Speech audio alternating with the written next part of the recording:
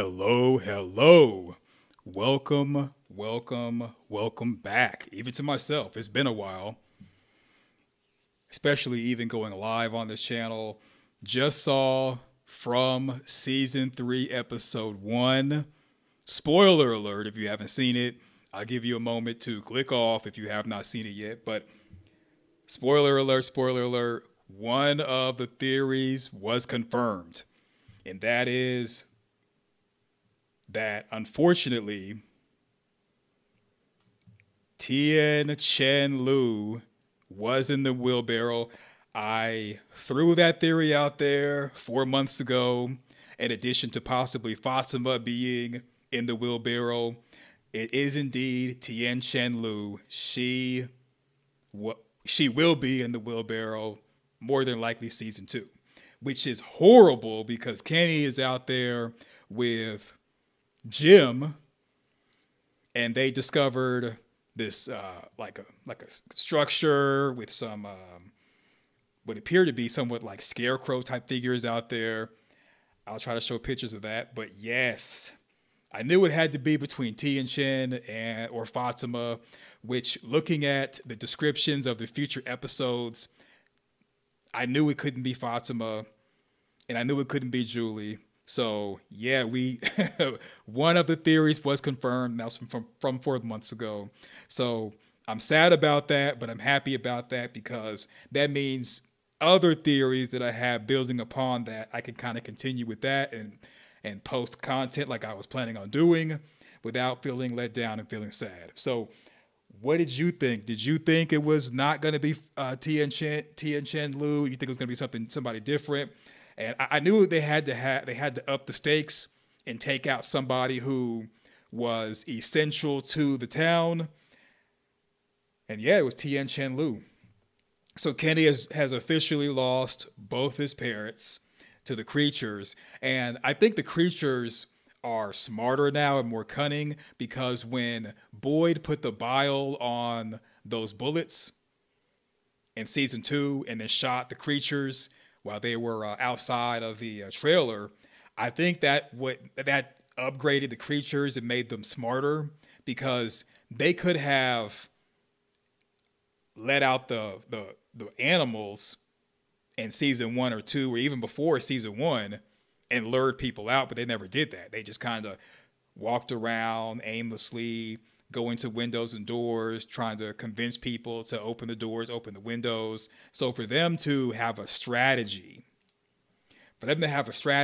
like this, it means to me that they had to have some level of like intelligence boost. I think it was from the rounds that Boyd shot into him with the bile on them that came from the smiley creature.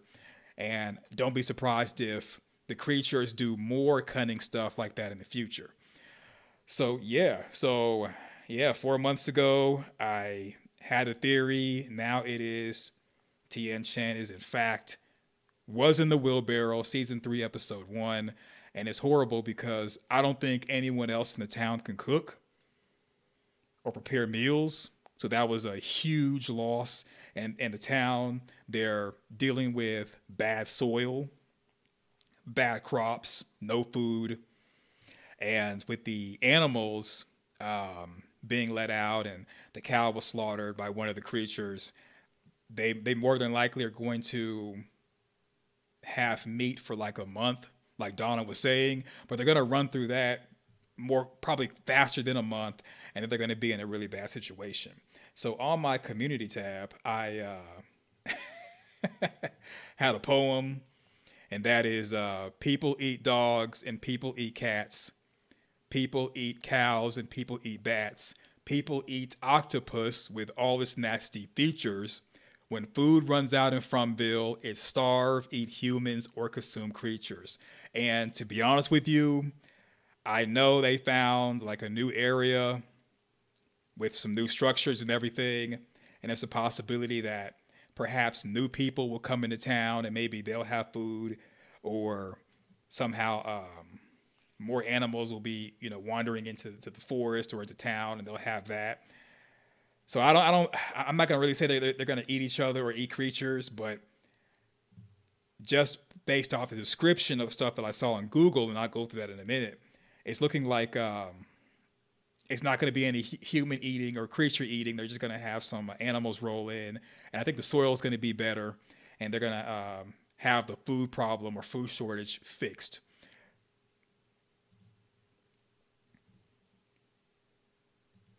So I'm going to pull up the description that I saw for Fromville. That way you can see what I was talking about, because they pretty much have already explained what's going to be happening in the future. And that'll help us build some theories.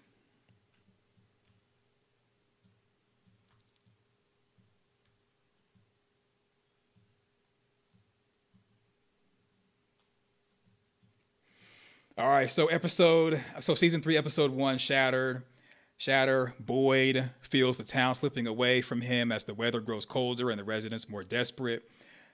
Hopefully you've already seen episode 1. So When We Go is going to be episode 2. Boyd struggles to find a path forward as the town bids farewell to one of their own, that is Tien Chen Lu. Fatima's health takes a turn for the worse. Tabitha finds help from an unlikely ally. So Tabitha kind of assumed that the guy was Victor's dad. Probably is Victor's dad. And they had him listed as a main character for this season, season 3.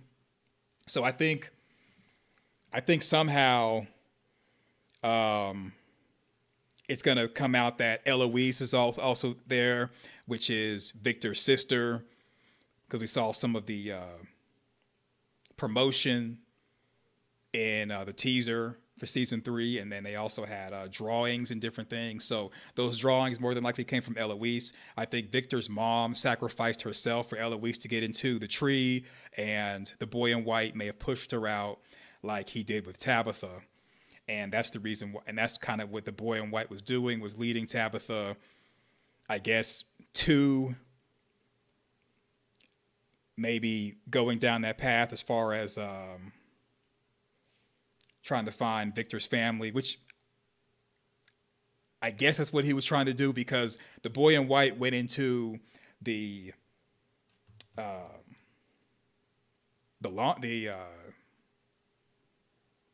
cleaners and then just disappeared. I think he went into the back, but I guess that's where he gets his clothes to be white from, is from the cleaners. Who knows? But he went into the cleaners. He told Tabitha to follow him, went into the cleaners, and for some reason he disappeared. It was weird. And then Tabitha looked at the lunch pail given by Victor, and that's what gave her the address to go to Victor's folks' house. So I think that's going to be a lot of the things that Tabitha's going to be dealing with until, let's say, later on, where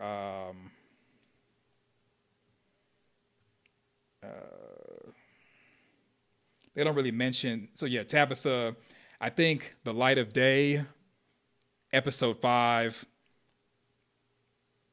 as Tabitha tries to adjust, it just has the ... out here. I think Tabitha tries to adjust to life on the outside world. I think eventually she comes back in Revelations, probably 1 or 2. But just kind of going through these here. So that's When We Go. Tabitha finds an unlikely ally, which is Victor's father and probably Eloise. And they kind of exchange information. The Mousetrap, Kenny leads a group into the forest in search of food. So I think at that point, Kenny finds out his mom is no longer with us. Donna and Ellis tried to talk Boyd out of a dangerous plan. So Boyd's plan has to be in regards to getting food. And it might be that more people go into the forest, and that's Kenny who's leading the group into the forest in search of food. But, well, I think the dangerous plan might be actually trying to turn the tables on the creatures, which is the term mousetrap. So if in Mousetrap they capture the creatures and unalive them, and there's a point in time where they may eat the creatures, that'll be another theory confirmed. I don't think that's going to happen, but it's possible. But I think Boyd is going to want to trap the monster, trap the creatures, and turn the tables and try to eliminate them so that they can go out at night or something like that. Tabitha makes a mind-bending discovery.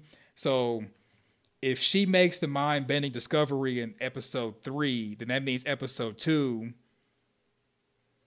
she probably meets Eloise, and then the mind-bending discovery might be how to get back into Fromville. Fatima questions the welfare of her unborn baby. So Fatima hasn't given birth yet then. They're back, and again, Boyd is forced to make a tough decision when newcomers arrive in town at nightfall. Victor unearths memories from the past in hopes of finding answers, which Victor pretty much has all the answers. He just doesn't want to remember them because of trauma, which is kind of understandable. But he's going to be the guy to have all the information to give to everybody that's going to help them push the plot forward. And the newcomers arriving at nightfall probably are going to be the ones to kind of maybe help, maybe bring some food with them, maybe medicine or something. And the tough decision that Boyd might have to make is going out again, like they did last time in episode 1, where they pretty much risked someone's life with that. But he's probably going to have a decision to bring in the newcomers, even though there's a chance that the creatures could come into the houses and start going after people. The light of day, Victor must face a painful reminder of his past. The painful reminder might be Eloise. Julie looks for ways to cope with her trauma, probably the trauma from being possessed by the cicadas. Boyd struggles to keep the town safe as the residents begin to question his judgment. And then in Tabitha Justin, scar tissue, Fatima and Ellis make a big decision about her pregnancy. And the big decision might be probably how they're going to do it. Boyd fears for the future of his family. So it's probably, Fatima's baby. Tensions rise in the Matthews house. I think those tensions are the fact that Jim came back empty-handed. And you got to deal with it. Julie, the teenager. Randall opens up to Marielle about his fears. So Randall and Marielle may end up hooking up. These Fragile Lives, this episode 7. The edges begin to fray as concerns about Fatima's pregnancy deepen. Jade follows a clue trail into the forest. Julie and Randall seek a bit of normalcy. So I guess Julie may start dating Randall. Who knows? I mean, Julie probably is going to be 18 around that time. Who knows? So Jade's going to go back into the forest. Thresholds, accusations start flying, and truths come to light in the aftermath of a tragedy. So it's going to be another tragedy besides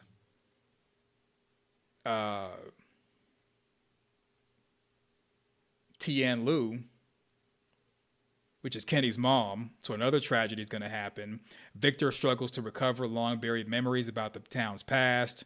Julie and Ethan search for answers about the mysterious, the structures that were found in episode 1. So the tragedy does not involve Julie or Ethan or Victor. I doubt it's going to be Jade.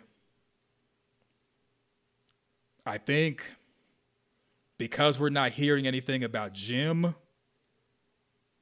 I wouldn't be surprised if something happens to Jim. Because for Julie and Ethan to go search for answers means they more than likely no longer have any parents there. Jim is probably gone, and that's my future prediction, is that Jim was going to be gone by episode 8, and that's the reason why Julie and Ethan are searching for answers, as opposed to Julie and Jim, or Julie, Jim, and Ethan. And then Revelations chapter 1 might be just more stuff about Christopher, more stuff about the ghoulish children, more stuff about the boy in white. I think by the end of season 3, I don't think they're going to wrap up stuff that was kind of left hanging in 1 and 2, but I think it's going to open the door to to perhaps springboard into season 4, and we may learn more about maybe how the creatures were created, the purpose of Fromville. I have a theory about that. I might go over that in this stream, and maybe even how to leave, how to come back, what happened to the previous townspeople, what's the stuff in the cave, just a bunch of stuff that'll kind of answer a lot of questions. Because according to the guy who plays Boyd, I forgot his name, that the writers are going to have a lot of things answered, and it's not going to be like lost. So I think Revelations chapter 1 and chapter 2 are going to go over that. So that's kind of interesting that they have a chapter 1, chapter 2, which it's not dealing with the Bible, because the biblical book is called Revelation, not Revelations. So it should be a bunch of things revealed. And I think by the end of the season, stuff that was set up in the beginning, such as possibly being another town, maybe stuff dealing with Martin, all that stuff should be wrapped up by the end of season 3. So I kind of have my fingers crossed on that. So yeah, what did you think about episode 1? Gonna try to use some screenshots or just have a little bit of the video played. All right, so I kind of go through different segments, no audio. I'll try to do the best I can without MGM flagging it down. So Tabitha, she wakes up, the doctor is asking her questions. I thought that she was going to meet the boy in white in the hospital. We all thought the hospital was going to be significant. Turns out, nope, not at all. Doctor has some questions. Hey, where have you been? How did you get there? This and that. That was a nothing burger. She just kind of got her stuff together and just walked out without saying anything to anyone. And that's the reason why the healthcare system is as high as it is, because she did not pay her bill. So she's walking down the street, walking. She sees the boy in white. She goes into the cleaners where he walked into. He's nowhere in the front. She didn't think to just go in the back or ask anybody had they seen him. She just kind of walked out. I think he was in there because he even looked different. Get a picture of him, how he was looking and waving to her. He was looking like he didn't seem like himself. You see, he just seemed kind of chummy and nice. Usually he's look. He just seemed kind of nice. So he waves, "Hey, come find me," and then he just takes off. Like, what is this? And this guy right here should have been the boy in white, but it was somebody else. She walks up. It clearly was the boy in white, and then all of a sudden they switched the clothes. So that was the boy in white. They switched to Tabitha walking in, and then it's this guy right here. So maybe Tabitha imagined the boy in white. Maybe he shapeshift. Who knows? But she didn't even asked anybody in there, did they see a kid with white top, white bottom? She just saw it wasn't the person and then turned around and left. And that's the beginning. All right, so Boyd's bandaging himself up. He's talking to Father Katri, or at least something that appears to be Father Katri. He asks Father Katri, "Hey, who are you exactly?" Father Katri said, "I can't answer that for you," which is weird. So he's definitely talking to something, but not Father Katri. I wouldn't be surprised if he's talking to the same type of entity that was talking to Sarah as far as voices in her head.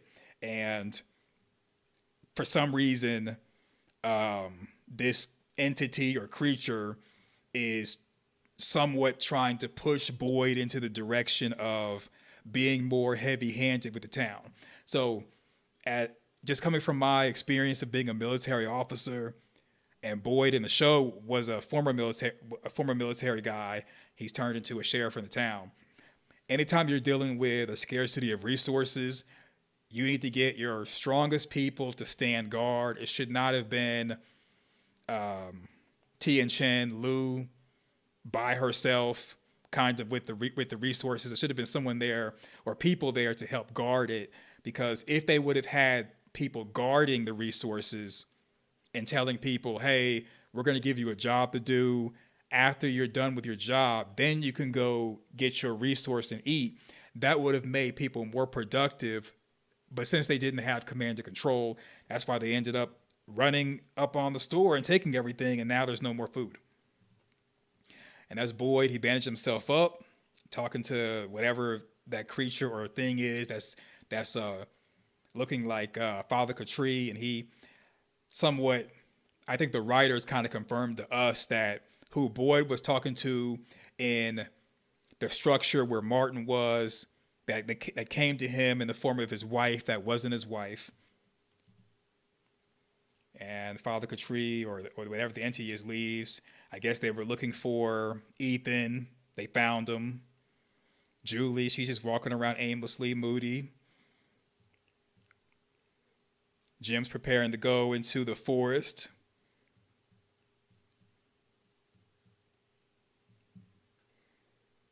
This is the part where Fatima, she's in the bathroom throwing up.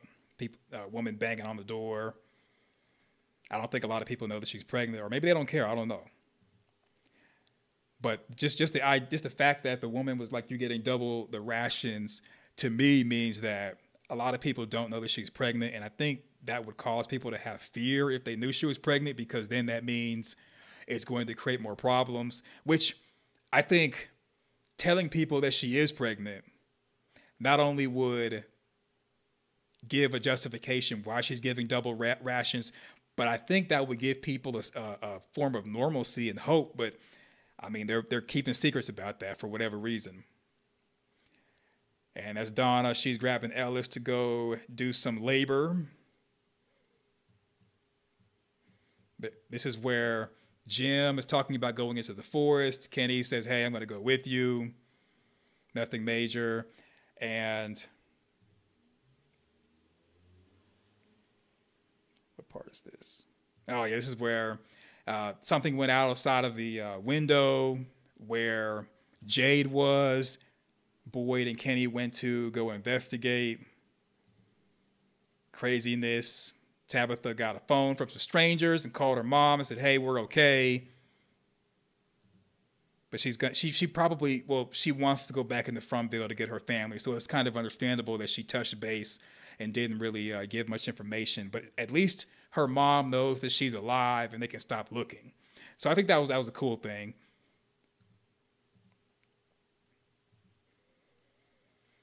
All right, Jim's saying farewell to the fam bam.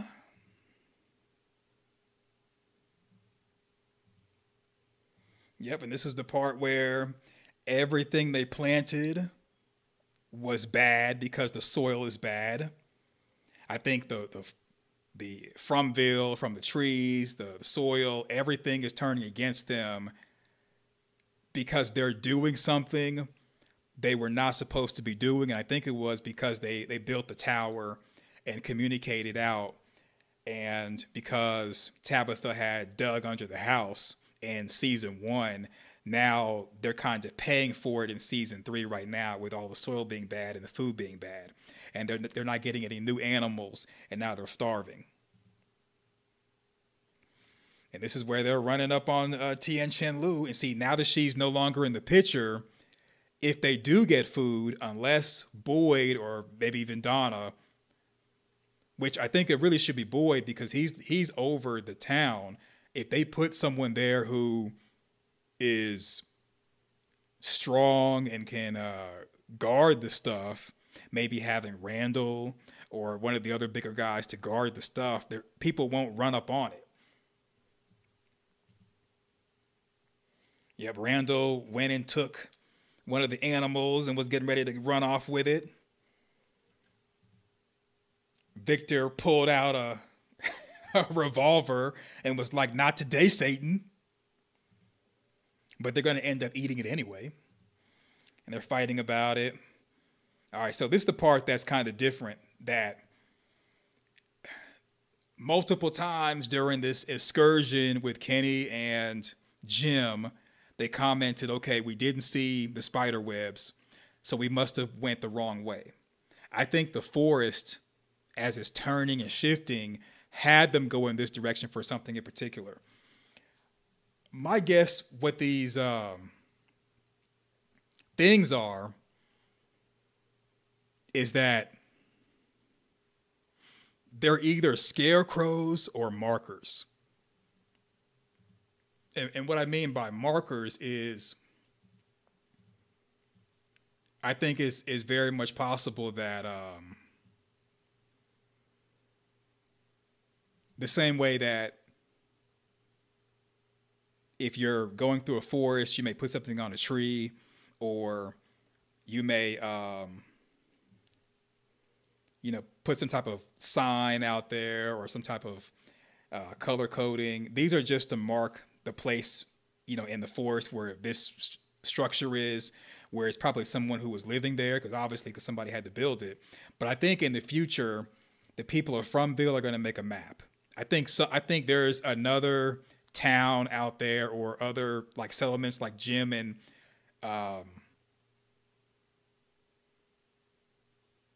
Kenny found, and I think someone else has been journeying out there, living out there, has been marking areas, building their own map, and that's what Kenny and Jim ran up on. So these right here, these like structures, may be just showing what's going to be up ahead. So let's say you're in like a national park and there's going to be bears further out in the territory. Somebody may make a bear sign to tell you what's beyond this point. And the fact that these look humanoid and they kind of have the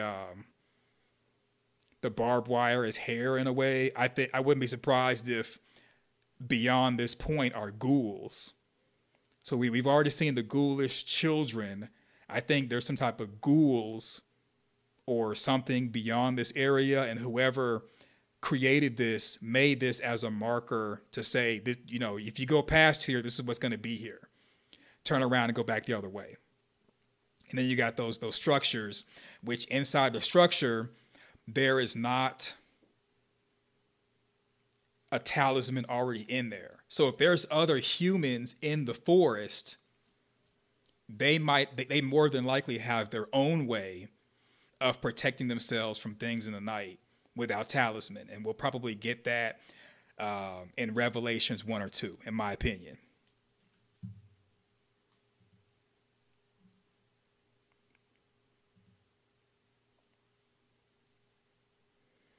Yeah, because look at that thing. It looks like a person, and they're using like twigs and rocks to create them, and it's just like, yeah. See, to me, that'd be the only reason why you'd make that, is to say, hey, beyond this point is like some ghoulish humans or something, and this was like marking an area.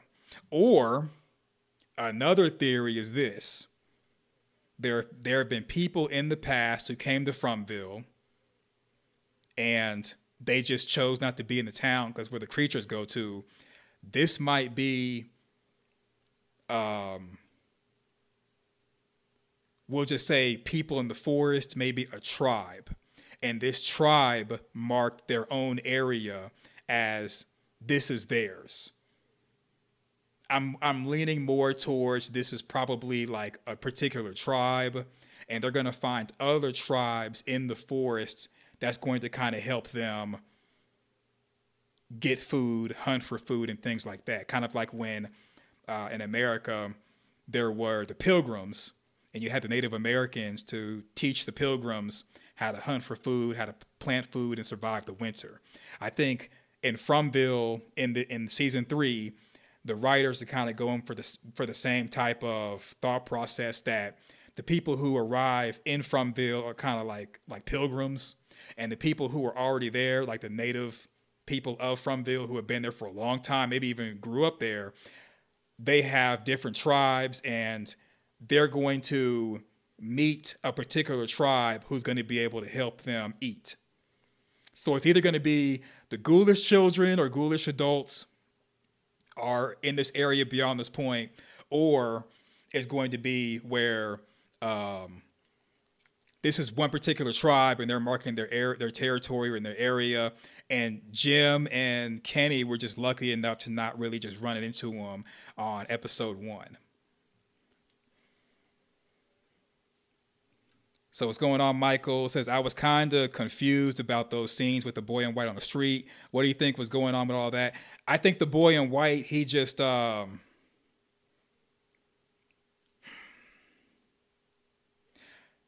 think the boy in white doesn't...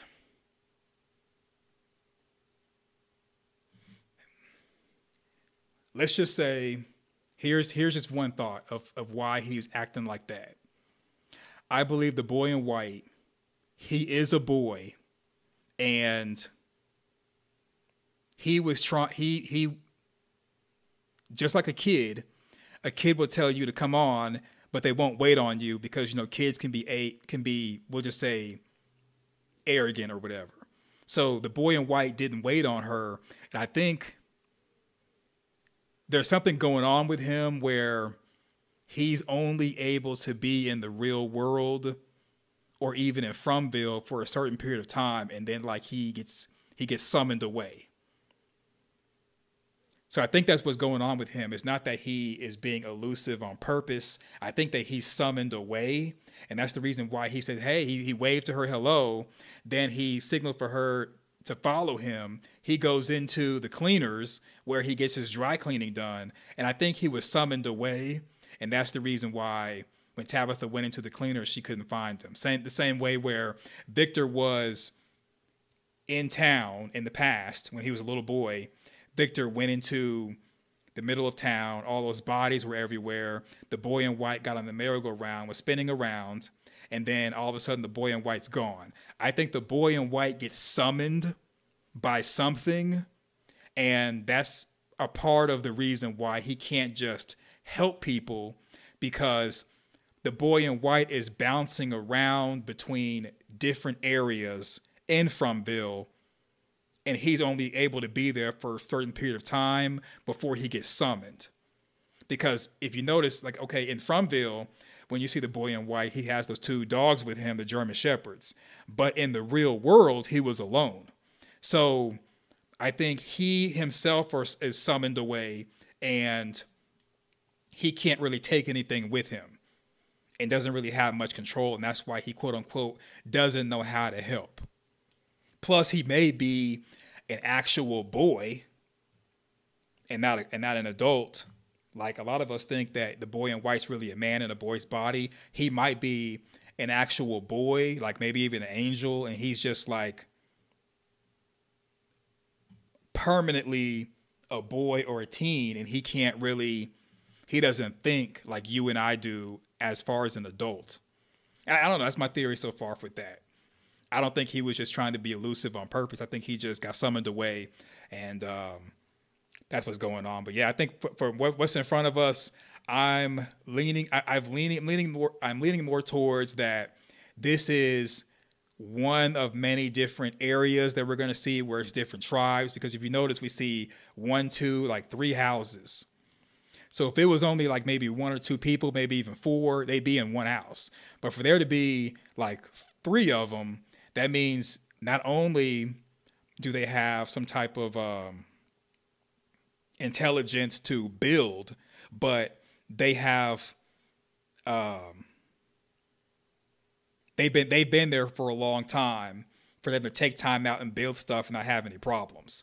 So they more than likely know how to defend themselves against the creatures. They more than likely know how to survive in the forest, obviously, and they're doing it without talismans, unless they take the talismans with them or take everything with them when they go journeying off into the forest. I wouldn't be surprised if the people who created all this have made a map of Fromville, and they're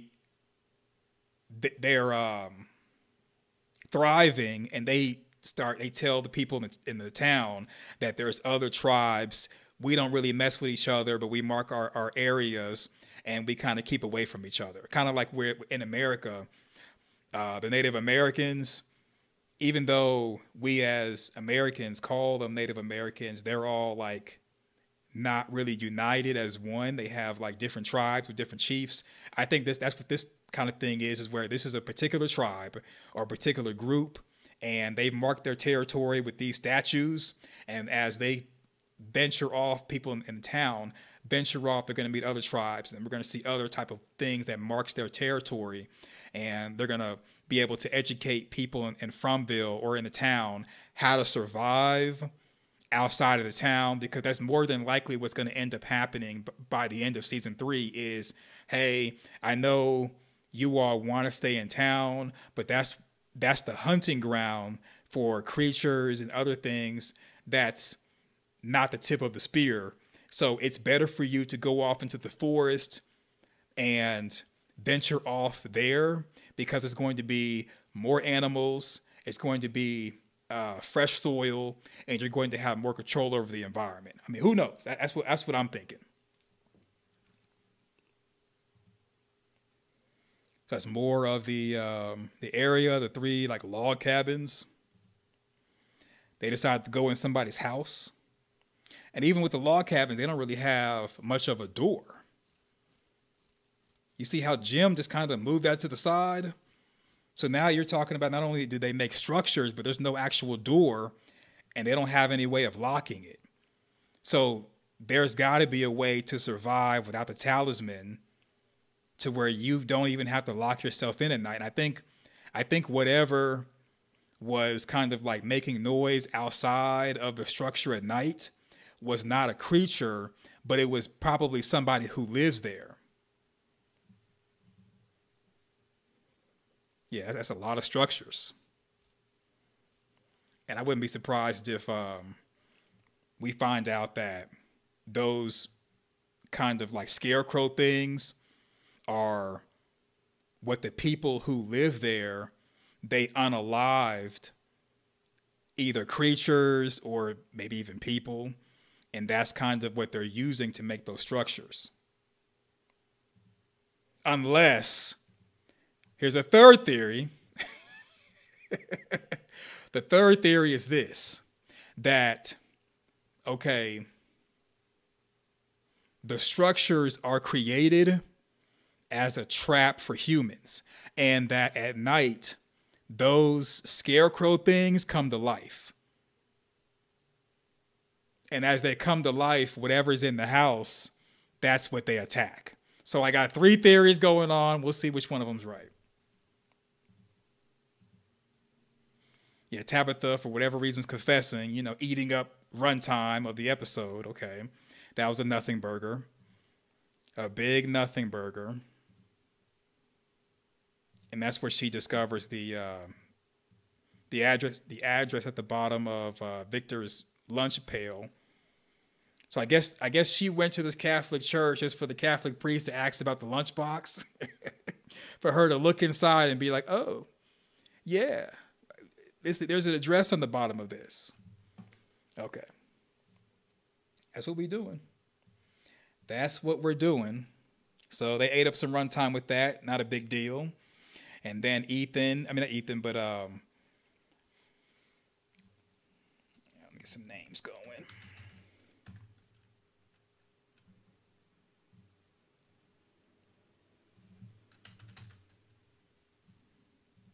Yeah, Elgin. So Elgin, he went to sleep and he's been stalked by that thing again. So I think it's safe to say this is not Fatima in the future, but this is just some zombie banshee thing that is right there in the dream. The dream Tilly saw it and was like, that looks scary. And then here it comes, just walking real slow. Boom, puts the hands on the face.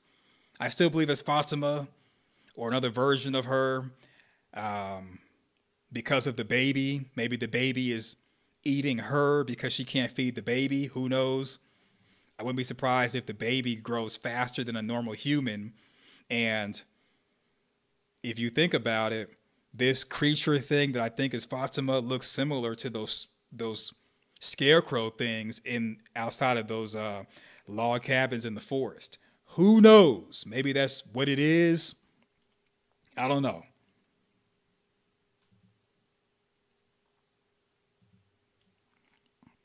More Boyd. Boyd having to have the talk with Ellis, not Ellis, but had to talk with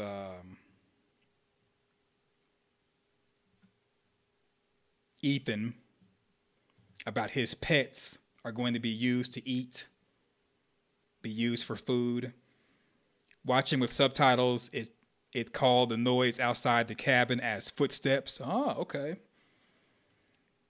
So that would kind of make sense that maybe it was maybe a giant spider, but I think it's possible that those things came to life and I guess we're walking on top of it, or maybe it was the creatures they couldn't get inside.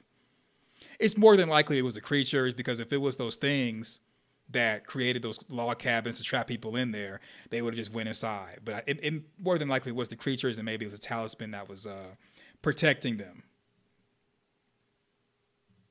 I'm just surprised if it was the creatures and they were walking on the structure. Normally they would say something like, "Do you want us to come inside and keep you warm?" You know, they would say something, but oh well. And so this is the part where the man pulls up, and yeah, I guess it's this is Victor's dad. Yep, so that's Victor's dad, and he is Robert Joy. That's Henry. Henry is a main cast member, and I think we're also going to meet episode 2. We're probably going to meet Acosta, played by Samantha Brown, who more than likely is going to be Victor's sister, unless Acosta is Henry's new wife. You know, me more than likely got remarried or something. It's going to be one of the two. It's going to be one of the two. But from the listing, as far as the main characters recurring and the guest, I don't see anything as far as Victor's sister or even mother. Of course, it wouldn't be the mother, but I don't see anything for Victor's sister. But I do see Henry, which is that's the guy who Julie thinks that's Victor's dad. And then Acosta probably is going to be his wife. And they're probably going to be the ones to kind of talk to her, Henry and Acosta, in episode 2 for the remainder of the season, until maybe she goes back to Fromville. Unless Acosta, I mean, it's spelled Acosta. Maybe I'm pronouncing it wrong, but yeah, I think it's what it is. I don't think it's going to be Victor's sister, but I would imagine it is Victor's sister. Maybe changing her name or something, simply because the drawings that Tabitha is going to find that are associated with Fromville, someone had to have left Fromville for those drawings to be a thing. And if it wasn't Victor's dad, then it's more than likely Acosta, whoever that is. And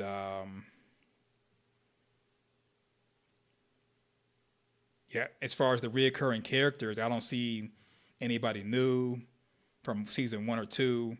And as far as the guest characters, I don't see anybody new for season 3.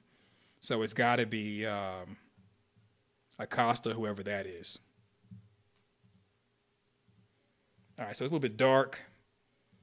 Normally, when I use my editing software, you can kind of see better. But basically, there's the creatures. We're opening up the barn to go inside, so that the talisman wouldn't affect them. And then they also let the animals out, as far as the cow and the sheep. And that's what I'm saying. Like, the creatures weren't doing intelligent things like that, creating traps.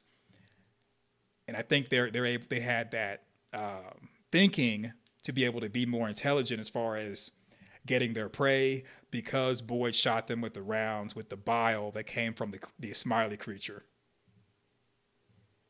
Yep, and so it's confirmed that what was in the season 3 teaser with the cowboy talking, it wasn't that's what she said, it was that's what you said. You. So we know officially that's what you said talking to Boyd. Okay. Another thing confirmed, pat on the back for me, but the cowboy was like, that's what you said talking to Boyd. And that's when they took Kenny's mom, they ripped out her hair, started torturing her. And he was saying, open your eyes, look at me. And I don't know why. Why would looking at Boyd make her stronger or make the situation any less better? I wouldn't know. I don't know why. If anything, Boyd should have been yelling for help. Help, help, help. But then again, he probably wasn't yelling for help because he didn't want anyone else to be lured to the barn. But yeah. And it's a good thing that Kenny's mom was there, because if he would have went by himself like he wanted, they'd have been torturing him. So, yeah. They're playing with their food, so to speak, to break him, to strengthen the forest, because the creatures more than likely are agents of the forest, and that's what they came to do, was to get, I guess, torture Boyd and take away his hope, which would be kind of weird, because if the forest lives off of hope, then why would they make him hopeless or angry? But I don't know. But I guess to break him mentally, to drive him crazy and make him less of a leader, who knows? But yeah, episode 2, it's going to be Jade and Boyd with the wheelbarrow wheeling Kenny's mom into town, and that's going to be a sad thing. So what did you think about episode 1? What did you think about the different theories and my reaction to episode 1? I have another theory that I'll try to make a video for, no promises. So the theory that I'm going to actually take time out for is the purpose of Fromville, and that when it comes to time travel, you cannot go to the past. Okay, so it's a preview. You cannot go to the past. You can time travel backwards in time or time travel forward in time, like what was established in the movie The Time Machine, like what was established in Avengers Endgame, like what was established in a lot of time travel movies, except for Back to the Future. But you cannot travel, you can't go to the past, but you can travel back in time and you can travel forward in time. So when you travel back in time, it appears to be the past, but it's actually your future. And so when you travel back in time, that becomes your future, even though it's the past. And even you just being there creates a different timeline. Okay, this is using the Terminator series logic. You create a brand new timeline. This comes from the Terminator on Netflix, plus the movie The Time Machine, and a couple of other movies and television shows. And the reason why I'm using these television shows and movies as a we'll just say a reference point is because when these television shows and movies talk about string theory and other things dealing with physics, including theoretical time travel, they consult with people who are like the leaders of industry that come up with the theories on time travel. Okay. So that's why I'm referencing these movies. So with time travel, you can travel to the past, you can travel to the future, like in the movie The Time Machine, but you cannot actually go to the past, change something, and it affects the present and the future.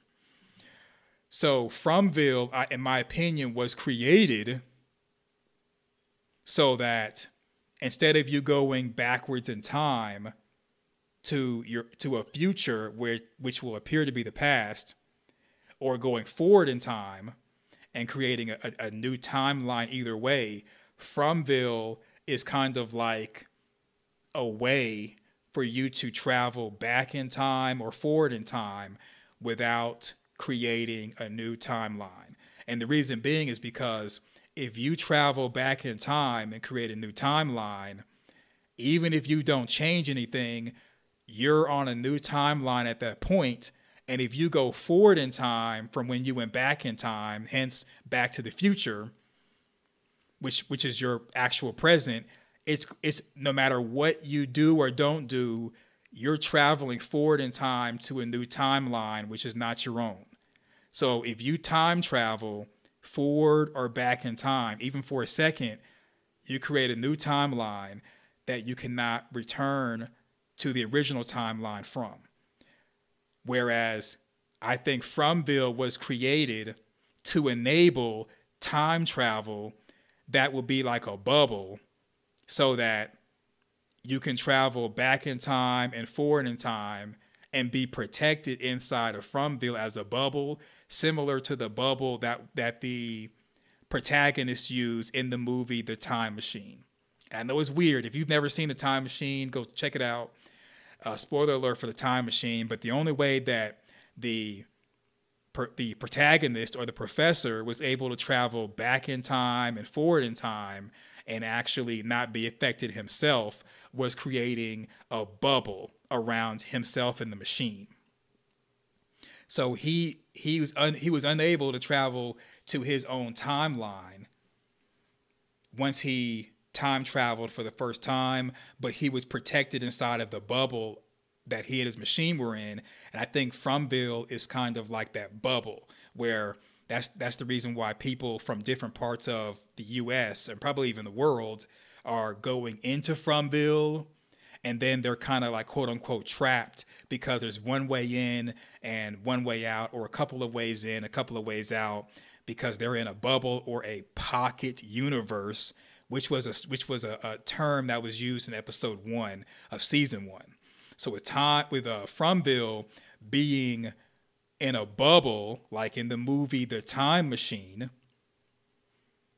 someone's able to travel through time and space safely, and perhaps maybe even not creating any new timelines. Because Tabitha, when she exited Fromville and at the end of season 2, she did go to not really her specific point in time when they left, but they went to the point where the mom was like, "We've been looking for you for a long time."